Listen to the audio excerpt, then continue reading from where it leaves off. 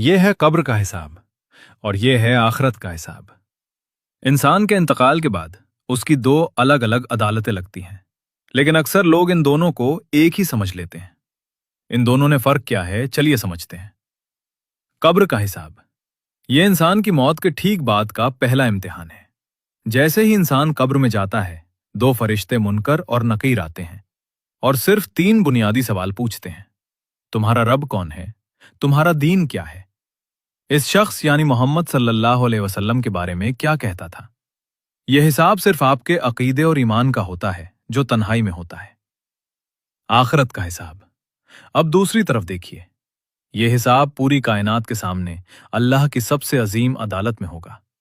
یہاں صرف 3 سوال نہیں ہوں گے، بلکہ انسان کی پوری زندگی کا ایک ایک سیکنڈ، اس کی کمائی اور اس کے تمام اعمال کا پورا دفتر کھولا جائے گا۔ نماز، حقوق العباد اور گناہوں کا فیصلہ یہیں پر ہوگا۔ تو ان دونوں میں سب سے بڑا فرق اور حقیقت کیا ہے؟ حضرت علی رضی اللہ عنہ کا ایک بڑا ہی مشہور قول ہے کہ جو شخص قبر کے امتحان میں کامیاب ہو گیا، اس کے لیے آخرت کا حساب بے حد آسان ہو جائے گا، کیونکہ قبر آخرت کی منزلوں میں سے سب سے پہلی منزل ہے۔ قبر کا حساب ایک انٹرویو کی طرح ہے جو یہ طے کرتا ہے کہ قیامت تک آپ کی قبر جنت کا باغ بنے گی یا جہنم کا گڑھا۔